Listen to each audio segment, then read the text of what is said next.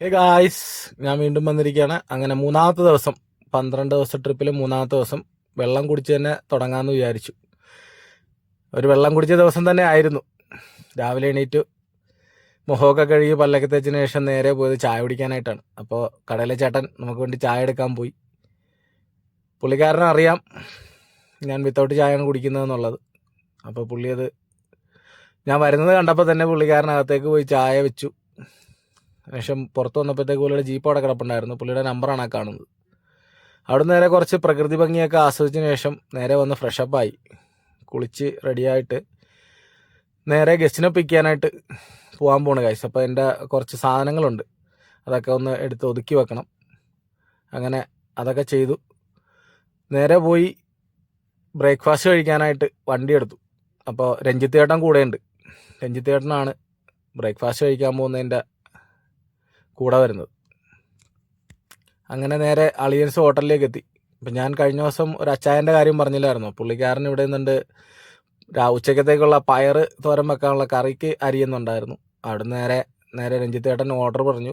ഇഡലിയാണ് പറഞ്ഞത്. അങ്ങനെ ഞാനും പുള്ളിക്കാരനുമായിട്ട് കുറച്ച് പാക്കേജ് വിശേഷങ്ങളും കാര്യങ്ങളും ഒക്കെ പറഞ്ഞു. എവിടെയാണ് സ്ഥലം, എങ്ങനെയാണ് ചേട്ടൻ്റെ ട്രാവൽസിൽ എങ്ങനെ ഓട്ടോ ഉണ്ടോ എന്നൊക്കെ ഞാൻ ചോദിച്ചു. അങ്ങനെ ഞങ്ങൾ വിശദമായിട്ടുള്ളൊരു സംഭാഷണം തന്നെ ആയിരുന്നു ഞങ്ങൾ തമ്മിൽ. നേരെ അവിടെ നിന്ന് ബ്രേക്ക്ഫാസ്റ്റ് ഒക്കെ കഴിച്ചതിന് ശേഷം ഞങ്ങൾ നേരെ ടീ ഗാർഡൻ കാണാനായിട്ടാണ് പോയത്. ടാറ്റ കമ്പനിയുടെ കീഴിലുള്ള ലക്ഷ്മി എസ്റ്റേറ്റ് ആണ് ഈ കാണുന്നത്. അവിടെ നേരെ ഞങ്ങൾ വണ്ടിയെടുത്തു കുണ്ടല ലേക്ക്. അപ്പോൾ പാർക്കിംഗ് ഒക്കെ ഓൾമോസ്റ്റ് ഫുള്ളാണ്. അങ്ങനെ ഗസ്റ്റ് നേരെ കുണ്ടല ലേക്കിൽ അവിടുത്തെ വ്യൂ പോയിൻറ്റിൻ്റെ അടുത്തേക്ക് നടന്നു. അങ്ങനെ അവിടുത്തെ കുറച്ച് വിശേഷങ്ങളൊക്കെ കണ്ടു. അപ്പോൾ ഞാൻ പുറകെ പോയി, കാരണം പ്രായമായ ആൾക്കാരായതുകൊണ്ട്. ഇത് കുണ്ടല ഡാമിൻ്റെ കപ്പാസിറ്റിയും അതിൻ്റെ അത് നിർമ്മിച്ച വർഷവും കാര്യങ്ങളും ഒക്കെയാണ് നിങ്ങളെ കണ്ടത്. ആ ബോർഡിൽ വ്യക്തമായിട്ട് അവർ എഴുതി വെച്ചിട്ടുണ്ട്. നേരെ ഡാമിൻ്റെ മുകളിലേക്ക് കടന്ന്. അപ്പോൾ നല്ല സൗന്ദര്യമുള്ളൊരു സ്ഥലമാണ് ഗൈസ്. നമുക്ക് പ്രകൃതി ഭംഗിയൊക്കെ ആസ്വദിച്ച് കുറച്ച് സമയം റെസ്റ്റ് എടുത്ത് എൻജോയ് ചെയ്തിട്ടൊക്കെ പോരാൻ പറ്റിയ സ്ഥലമാണ്. മൂന്നാർ ടൗണിൽ നിന്ന് കുറച്ച് ദൂരം വരണം. ഒരു 10-20 കിലോമീറ്റർ അടുത്ത് ഉണ്ട് മൂന്നാർ ടൗണിൽ നിന്ന്. നേരെ അവിടുന്ന് വന്നു.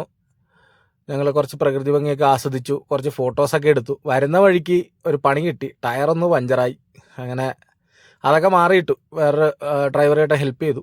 നേരെ എന്നിട്ട് അവർ പറഞ്ഞു നേരെ ഹോട്ടലിലേക്ക് പോട്ടെ എന്ന് പറഞ്ഞു. അങ്ങനെ നേരെ ഹോട്ടലിലേക്ക് പോന്നു. വന്നിട്ട് വൈകുന്നേരം ആയതുകൊണ്ട് ഒരു ചായ കുടിക്കാൻ പോയ പോക്കാണ്. ആ കൂട്ടത്തിലാണ് ആളെ കണ്ടത്. വലിയ മൈൻഡൊന്നും തരാതെ അങ്ങ് പൊക്കളഞ്ഞു ഗൈസ്. അപ്പോൾ ഇന്ന് ഇത്രയേ ഉള്ളൂ.